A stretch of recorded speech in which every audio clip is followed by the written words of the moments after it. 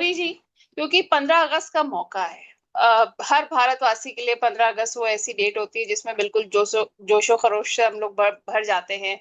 हम लोग चाहते हैं, हम एक्साइटमेंट होता है, एक कहते हैं ना, एक गूज बम्प्स वाली फीलिंग आती है 15 अगस्त सुन के ही। और जब 15 अगस्त आता है तब भी। तो 15 अगस्त का मौका है, 15 अगस्त का मौका है, तो 15 अगस्त में आजादी का जो महत्व है। और आज की डेट में मेरे ख्याल से जो सबसे बड़ी आजादी है हम लोगों के लिए, वो है टेंशन से आजादी। तो 15 अगस्त के टेंशन से आजादी वाले स्टॉक्स आपके हिसाब से कौन से होने चाहिए, वो जरा हमारे दर्शकों को बताइए। जी बिल्कुल आपने सही कहा। और थैंक्स टू आपके प्रोड्यूसर साहब, उनके क्रिएटिव आइडियाज खतरनाक हैं। और उस खतरनाक आइडिया में एक ये भी शामिल था कि भाई इस बार कुछ ऐसा किया जाए कि टेंशन से आज़ादी हो। और टेंशन से आज़ादी के लिए फिर आपको एक अलग तरीके की रिसर्च करनी पड़ती है, अलग तरीके का वर्क करना पड़ता है। तो इसको थोड़ा सा और क्लेरिफाई कर दूं कि हम इससे ज़्यादा है कि एक टारगेट रखें कि 15 अगस्त से 15 अगस्त में आपको ऐसी फाइनेंशियल फ्रीडम मिल जाएगी, जो इन्वेस्टमेंट है उसको कहीं और से कंपैरिजन करें तो आपके चेहरे पर एक स्माइल होनी चाहिए कि मैंने जो भी स्टॉक खरीदे, इन स्टॉक्स पर मुझे बहुत बढ़िया रिटर्न मिले हैं। या फिर ये कहा जाए कि ये हो कि सारी जगह से कंपैरिजन करने के बाद खुद को सेटिस्फैक्शन हो कि ऐसे स्टॉक खरीदने चाहिए। जी। तो आपको उस तरीके से स्टॉक में मैं बताऊं तो मेरा जो पहला स्टॉक है वो है यहां पर bank of Baroda. Okay, bank of Baroda.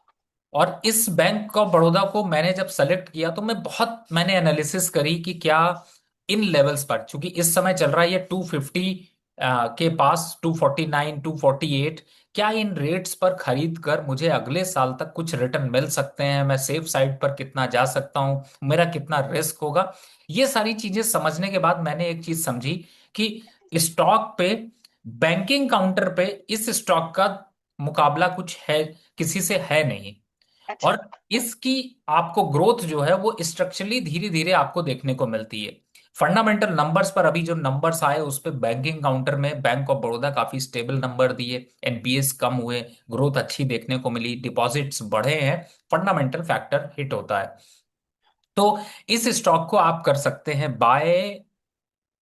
Target होगा इसका 285 का।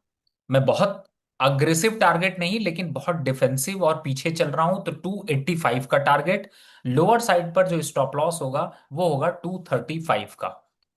तो यहां पर आप पहला स्टॉक जो है वो आप ये लेकर चल सकते हैं। अब अगर आप कहती हैं तो मैं एक साथ सारे स्टॉक्स बताऊं, या फिर आप कहती हैं तो हाँ मैं जी सर, ये सेगमेंट हम लोग पूरा कर लेते हैं, एक साथ थोड़े से स्टॉक्स रहते हैं तो क्या कहते हैं, लोगों को भी मिल जाते हैं। और अभी हम आपको इतनी जल्दी आसानी से फ्री नहीं करने वाले हैं।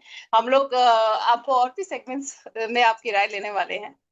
तो और दूसरा जो स्टॉक है इसके लिए मैंने चूज किया है वो है पावर ग्रिड। कई बार रिकमेंड किया है, लेकिन अब फिर से अट्रैक्टिव वैल्यू पर चल रहा है, 265। यहां पर बाय बनता है। Target 320, stop loss 250। 15 रुपए के स्टॉप लॉस से आपको 35 रुपए की चाल, 35 से 40 रुपए की चाल मिल सकती है यहां पर। दूसरा स्टॉक है आपके लिए पावर ग्रिड। तीसरे बिल्कुल। स्टॉक की बात करें तो वो है KRBL। KRL। हम जी बात कर रहे हैं आजादी में टेंशन से आजादी वाले स्टॉक्स की। जी, तो KRBL इस समय चल रहा है 385। यहां से लंबी रेस का घोड़ा बन सकता है, 450 के लक्ष्य 450 के आ सकते हैं। स्टॉप लॉस 365 का यहां पर लेकर बाय किया जा सकता है। और आपको ये स्टॉक काफी बेहतर रिटर्न की प्रोबेबिलिटी दिखा रहा है, क्योंकि इस समय आपने वायर केबल्स और इन सब के स्टॉक्स में एक अच्छा बूम देखा होगा, एक अच्छी रैली देखी है। तो यहां पर आप इस स्टॉक को लेकर चल सकते हैं। तो आपके टेंशन फ्री होने के लिए एक जो लास्ट में मैंने स्टॉक सेलेक्ट किया है, दैट इज JWL। ओके। और JWL की खास बात यह है कि देखिए इस समय इस स्टॉक को कोई छूना नहीं चाहता, कोई देखना नहीं चाहता। कंसोलिडेशन चल रही है, एक साइडवेज कोने पर पड़ा हुआ स्टॉक है। 257 इसका रेट है। और मुझे अब लग रहा है ये काफी attractive for the target of 300 rupees. और इसके लिए 6-8 महीने का ही इंतजार है, तो कहीं ना कहीं से काफी अग्रेसिव है, बाय कर सकते हैं। 230 के स्टॉप लॉस से, और टारगेट होगा इसका 300 का।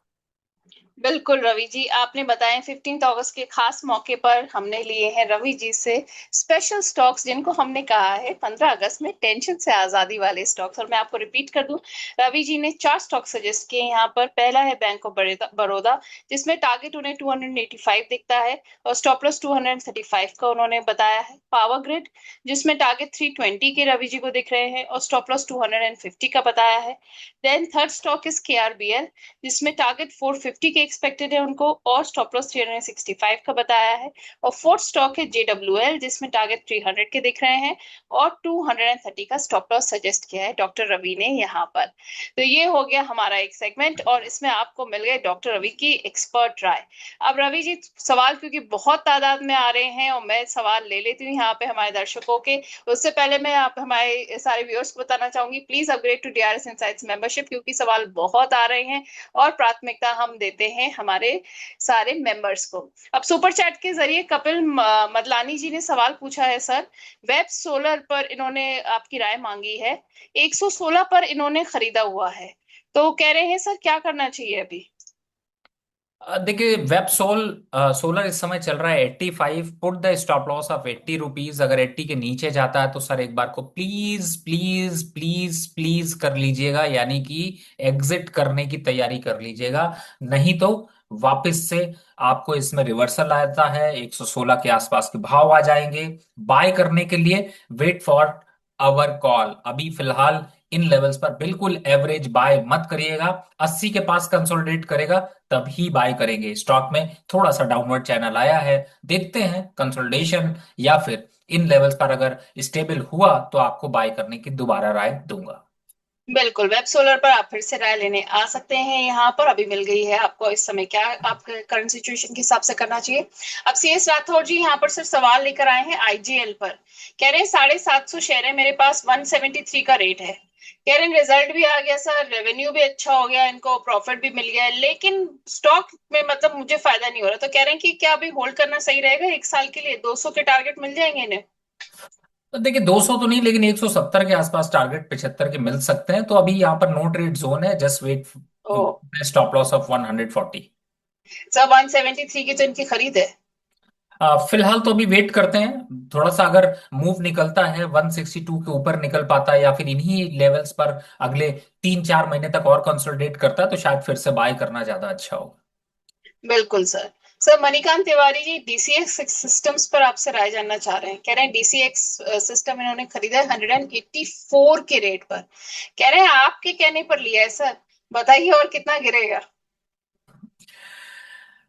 देखिए, बीसीएक्स सिस्टम बिल्कुल सही कह रहे हैं। इस स्टॉक को खोजा मैंने जरूर था और अच्छे रिटर्न्स भी दिया था, लेकिन आपने एक कहावत सुनी होगी मैम, लालच बुरी बला है।